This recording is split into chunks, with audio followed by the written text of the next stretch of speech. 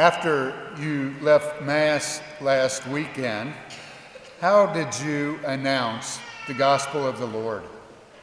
How did you proclaim Jesus Christ as your Savior? And how did you witness Jesus Christ in your daily life each day this past week? If you was Job, you might say, I never.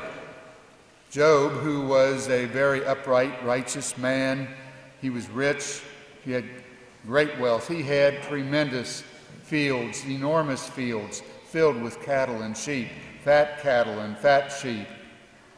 He also had many children, and he had very good health, and he thanked God for it all. He took God with him wherever he went. God permitted Satan, or so it's said, that God permitted Satan to tempt him, which God permits Satan to tempt all of us. Satan does that. And he had all kinds of hardships because of Satan or through those temptations. He lost all of his riches when the fields dried up. His children all died. They died of either starvation or other brutal deaths. And his good health was no longer there. He had sores all over his body. He was just a total mess, down in a pit about as low as you could go. He was hopeless. And you could hear that in the reading this morning, the first reading, how low he truly was. But he still had God with him. And because of this, he endured. He needed help, but he endured. And through his endurance, in the end, he did find joy and happiness. If you was Paul, you might say, yes, I did announce or proclaim or witness the gospel this past week. Because Paul, whose life was changed in his conversion, decided that he did and would change his ways, and what he was asked to do by God is to proclaim the gospel, to witness his life proclaiming the gospel and what he does and how he followed Jesus Christ. This past week is another example.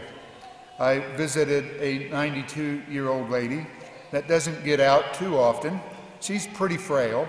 She's still a little bit of a spitfire too, even though she's 92. And we was talking a little bit about God in her life.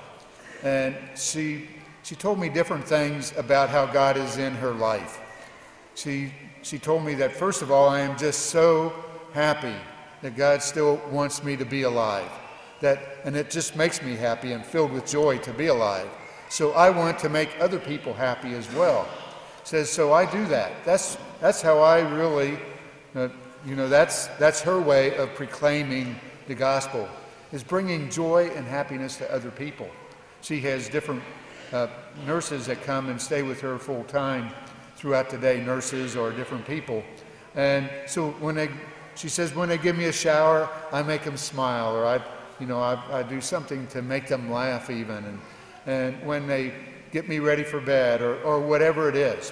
And she said also that I even let them, they even let me help them make a meal for me. And she says, when I do that, says I really make it good for them. And I show them how to do it. I show them how to make the really good pies. Or I show them how to make that roast beef just succulent and juicy and not all dry. So there are so many ways that we can witness Jesus Christ in our life. There are so many ways we can announce him in our life and proclaim his gospel in our life in the things that we do. Another person that I seen this week was kind of like Job. He was pretty much hopeless. He has lost most of his hope. Over the last 20 years, he's had several strokes, and so his mentality has been a little bit changed a little bit as well because of the impairments from the strokes. He sometimes gets up maybe for an hour, and that's about it, or sometimes a couple hours each day, but he is starting to lift himself up a little bit. A couple of days a week he goes to an exercise place where he exercises for a little while, or maybe tosses a ball or something like that with a few other people that's there. What a tremendous thing that he is doing. As I was talking with him and his wife, she was telling me some of the things that he used to do, which he used to do all kinds of things. He was, just like Job, he had so many good things. But one of the things she said is we used to bake bread together, all different kinds of breads, twisted breads, all kinds of breads together. So I asked him, I told him that maybe him and his wife, especially him, could make me a loaf of bread sometime. And if I'm not coming soon, then just stick it in the freezer for when I do get there. So to me, that is, an opportunity for him as he endures. And then for me, it was a good way for me to kind of try to fix or help out. Sometimes we can't help people out, sometimes, but we can help them to endure. And when he received communion, he definitely, just totally enjoys that.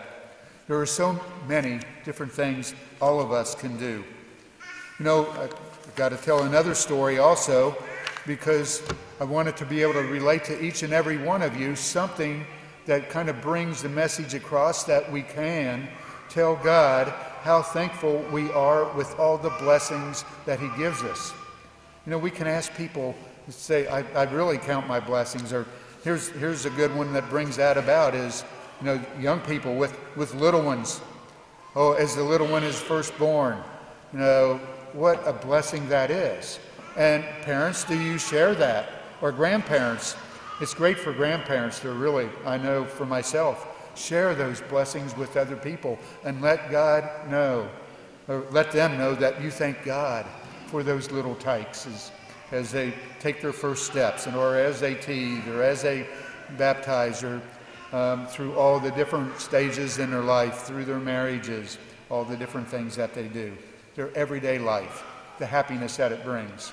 And then just our neighbors, the little neighborly things that we do, the good works that we do for one another, the good works that we do for our church, the way that we uplift and service our church, the way that we show compassion to each other. Because that's the big story. The greatest story ever told is the story of Jesus Christ, how he went out and the things that he did every day in his life as an example for us, as he preached the gospel to us, as he witnessed the gospel to us, as he announced the gospel to us and showed us how to truly live. Like Job, we can endure with God in our life as we bring focus to others and bring Jesus to others. Like the 92-year-old lady, we can bring happiness and joy to others. And like Jesus, we love, we are compassionate, we forgive, we are humble, and the litany continues on and on. So today, how will you announce the gospel this week? How will you proclaim the gospel this week? How will you witness the gospel this week? I don't know how I will. I don't know what's going to come to me this week.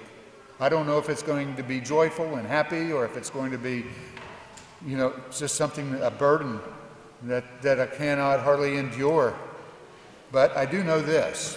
I do know that God will be with me this week. And I do know that I will be announcing the good news of God in my life, no matter which way it comes about. And announce God in my life through my grandchildren, and through my wife, and through my own kids, and through my friends, and just looking at my friends and seeing all the good things about them, and sometimes letting them know too that I find God in them. So once again, how are you going to announce? How are you going to proclaim? And how are you going to witness the gospel this week?